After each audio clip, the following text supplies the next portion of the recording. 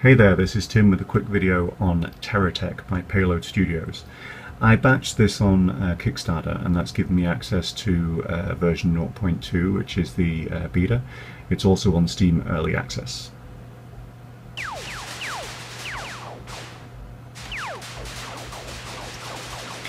Quick look at the options menus before I start.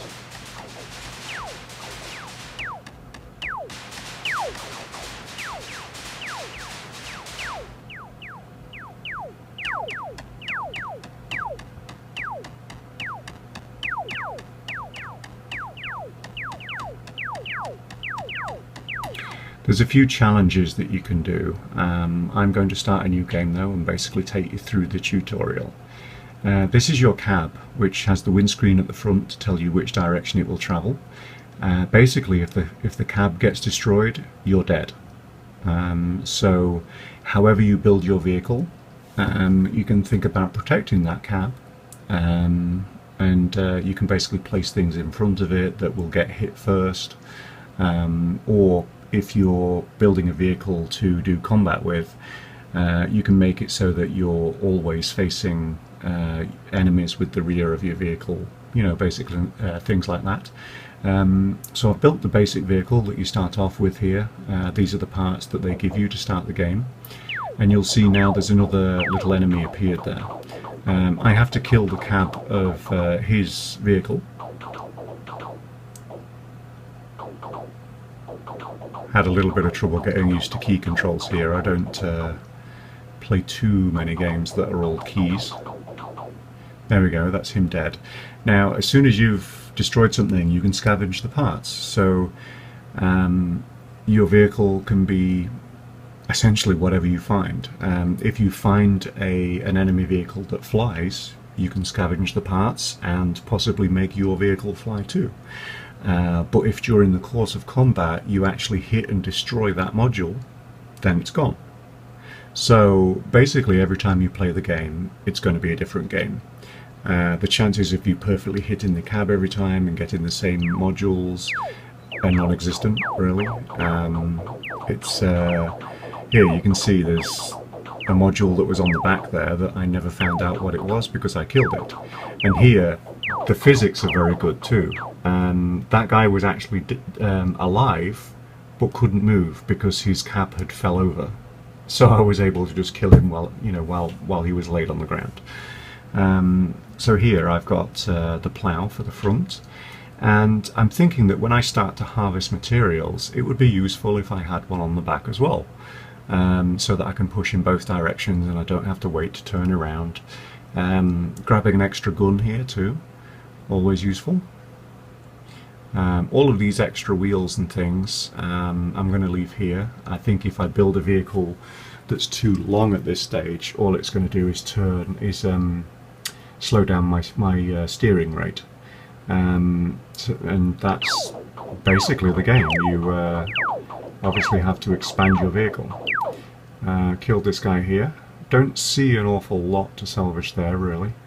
There's a gun, but I don't really have a space to put it on, and I don't really want to make my vehicle longer or higher. Just a quick look around there, you can see there's trees of at least two types that I can see. There's things that look like rocks, different kinds of rocks, and that's basically what you have to get your resources from. Now this object straight in front is your base. There's a power source, resource silo, receiver, fabricator, refinery, and a delivery cannon. Now the receiver is obviously what takes in the resources that you've dropped off. If you go and shoot a tree, you'll get little chunks of wood. You have to bring them back to your base, and the receiver takes them in and obviously distributes them around the base.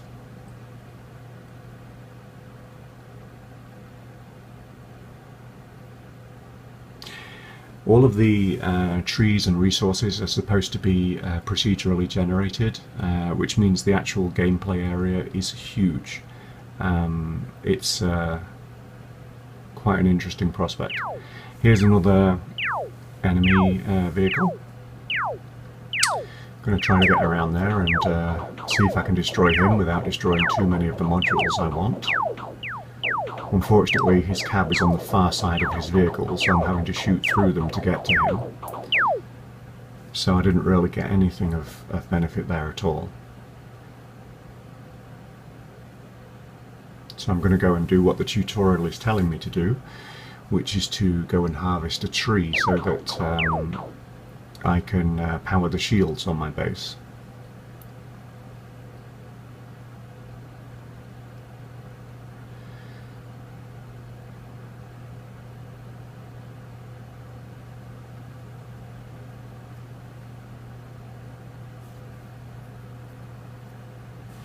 There we go. If you watch that closely, it'll get sucked into the power system there, and now I have a shield around my base.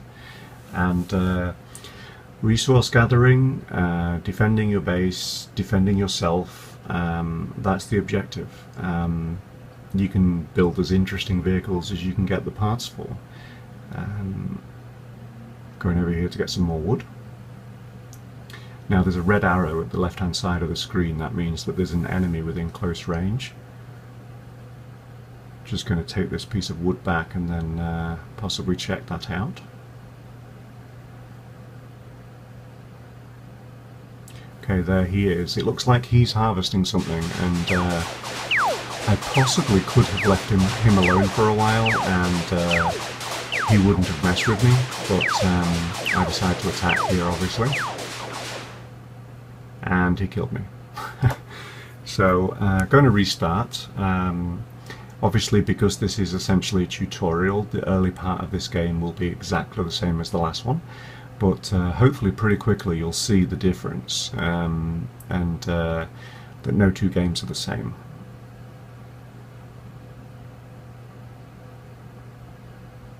Another reason for them not being the same is obviously because your actions will differ.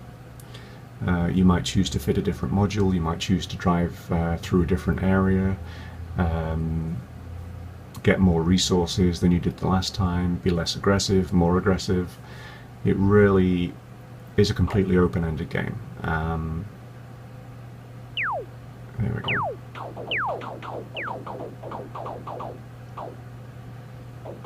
My keyboard control has improved slightly. There we go.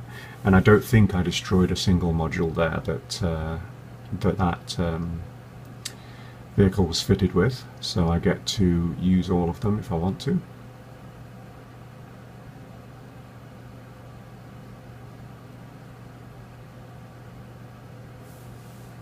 The only thing I changed there is that I put the bigger gun at the front, and the reason that I did that is because the one that is at the rear of my vehicle actually turns.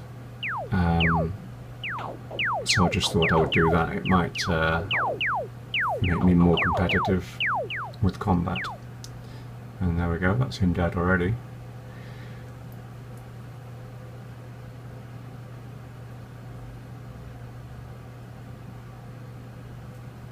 This is a bit longer of a vehicle than I probably should be building.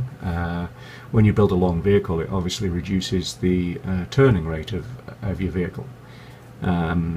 It's better to obviously build something with a wider footprint to allow you to turn faster. Heading towards my base now.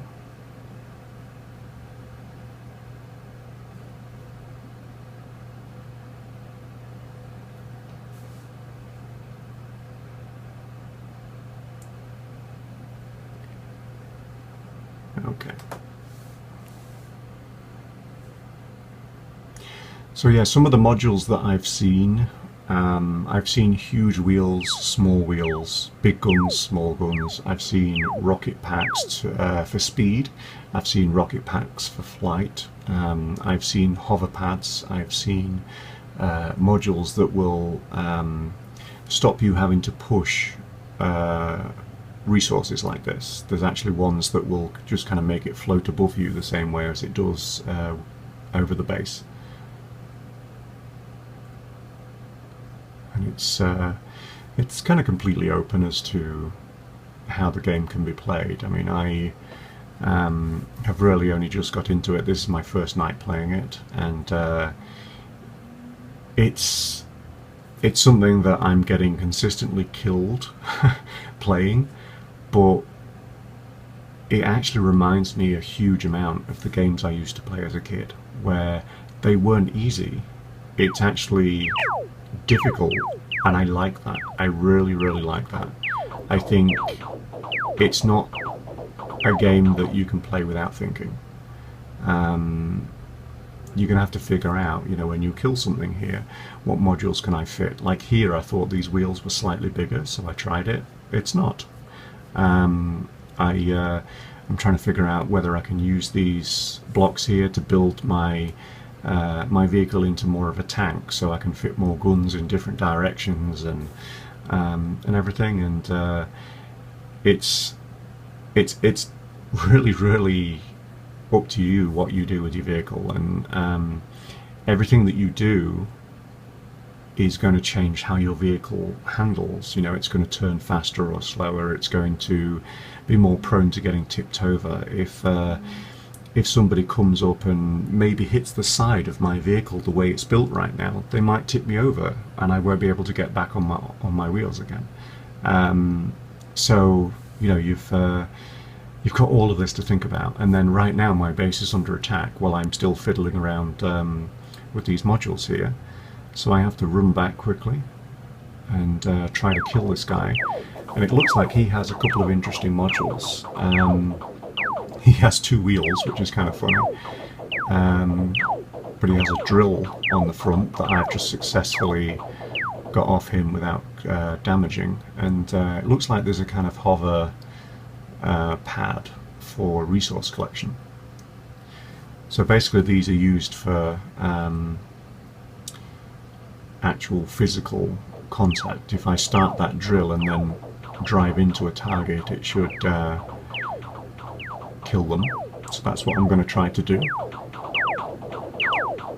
I've just lost a wheel. So here I'm activating the drill and I'm just kind of driving towards him to try to kill him. And that's him dead.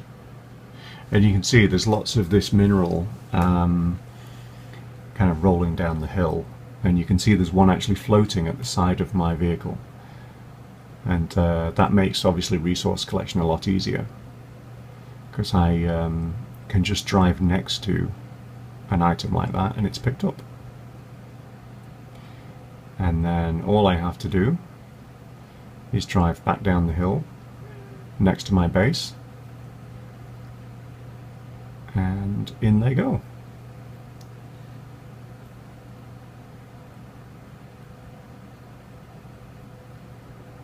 Going to get some more wood now, because it looks like my shield is starting to deteriorate. And feeling pretty good about myself right now. I have a pretty good resource collection vehicle, and the base is well protected, has a good shield, but I can see there's someone over here that has just started to attack me. Now, here I'm obviously thinking, you know, I'll take them out. My base is fine. I have plenty of guns. Shouldn't be a problem, right? And you can see, actually, he has some bigger wheels than I have. That's just one example of the kind of different modules. And here, he's actually been attacking me. I'm facing away from him, or I was, trying to protect my cab, but now I'm stuck. And it was only when he destroyed another module that I could move. And then there we go, I'm dead. So check out TerraTechGame.com for more information. It's available on Steam Early Access now, I believe. Check it out. Thanks. Bye.